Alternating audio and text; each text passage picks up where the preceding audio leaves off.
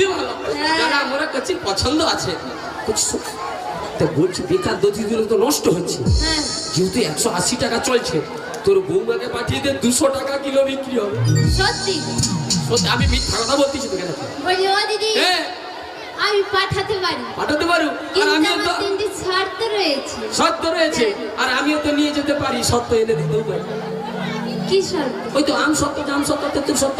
তো দিদি তো বিক্রি করে আসার মধ্যে তোর জন্য বড় বড় 2-3 কিলো করে আচারে জার এনে দেবো। বলি ও দিদি, হ্যাঁ তুমি পাগল হয়ে গেছো।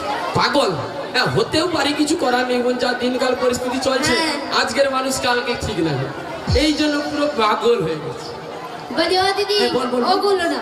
তাহলে কি বলি? কি জানো তো, কি? আমার বৌমাকে যখন নিয়ে যাবে, হ্যাঁ, আমার যে শ্যামামা আছে, আচ্ছা, ওর চরণে প্রণাম জানিয়ে নিয়ে যাবে। কোনো অসুবিধা নেই, প্রণাম করেই নিয়ে যাবো নাকি? বলি ও দিদি, হ্যাঁ, আর বাঁকা পথে নিয়ে যাওয়া যাবে না, সোজা পথে নিয়ে যাবো। হ্যাঁ।